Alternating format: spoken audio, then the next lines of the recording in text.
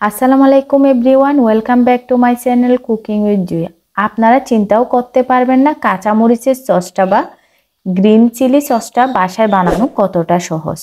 Sauce বানানোর জন্য এখানে আমি 200 গ্রাম কাঁচামরিচ ও 1 টুকরা আদা কুচি, 2টা রসুনের কোয়া নিয়েছি কুচি করে। এটা অবশ্যই মিহি করে কুচি করতে হবে। এখন আমি চুলায় একটি প্যান বসিয়ে তার মধ্যে 2 টেবিল চামচ রান্নার রেগুলার তেল দিয়ে দিচ্ছি।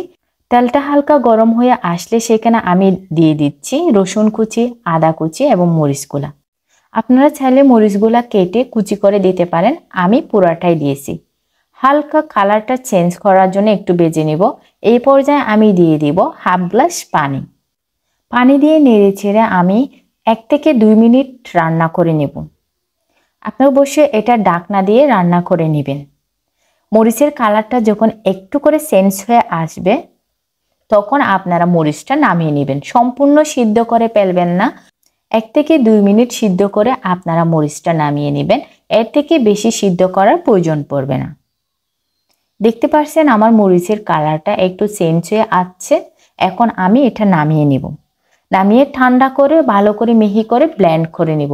এই পর্যায়ে আমি দিয়ে দিব হাফ চামচ জিরার গুঁড়া, হাফ চামচ ধনিয়ার গুঁড়া। আপনারা চাইলে সেটা আস্ত জিরা এবং আস্ত ধনিয়া দিতে পারেন। আমি জিরার গুঁড়া এবং ধনিয়ার গুঁড়াটা ব্যবহার করেছি।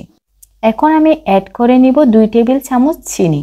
আপনারা চাইলে এর চেয়ে বেশি দিতে পারেন, আমি চিনির পরিমাণটা কম দিয়েছি। আপনারা আপনাদের সসের পরিমাণ অনুযায়ী চিনিটা ইউজ করবেন। আপনারা যদি একটু মিষ্টি খেতে চান চিনির পরিমাণটা বাড়িয়ে দিবেন, আর যদি একটু ঝাল ঝাল খেতে চান তাহলে চিনির পরিমাণটা কমিয়ে দিবেন। এখন চলে যাচ্ছে আমি ব্লেন্ড করার জন্য। ব্লেন্ডারে জারে মরিচ আর উপকরণগুলা সবগুলা দিয়ে ভালো করে ব্লেন্ড করে নিতে হবে।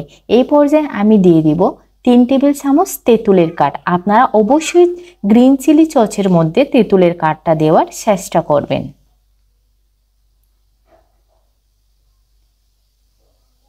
এই তো আমার ব্লেন্ড করা হয়ে গেছে। দেখতে পাচ্ছেন কত মিহি করে আমি ব্লেন্ড করে নিয়েছি।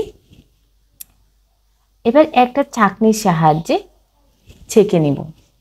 খুব অল্প সময়ে অল্প উপকরণে আপনারা স্বাস্থ্যকরভাবে এইভাবে বাসায় গ্রিন চিলি সস বানিয়ে নিতে পারবেন। আমরা কিন্তু প্রতিদিনই কোনো না কোনো ভাজা পোড়ার সাথে এই সসটা ইউজ করতে পারি। আমি সসটা একটা বাটির মধ্যে নিয়েছি। এইখানে এখন আমি দিয়ে দিব স্বাদ মতো লবণ। ব্লেন্ড করার সময় যদি আপনারা লবণটা দেন তাহলে সসের কালারটা আসবে না।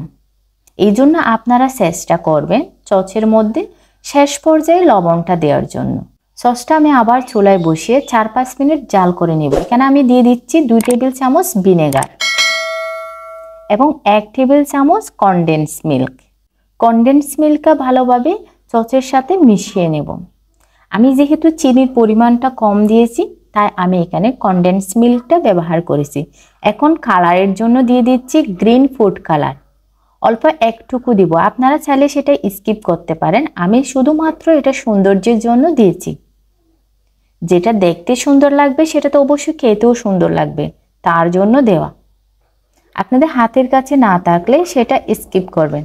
এই তো আমি সসটা চুলা থেকে নামিয়ে ঠান্ডা করে নিয়েছি। এখন আমি সসটা ঠান্ডা করার জন্য একটা বাটির মধ্যে ঢেলে নিব। আপনারা এটি কাচের কৌটায় নিয়ে 2 থেকে 3 মাস সংরক্ষণ করতে পারেন। বিদায় নিচ্ছি আমি, আল্লাহ হাফেজ।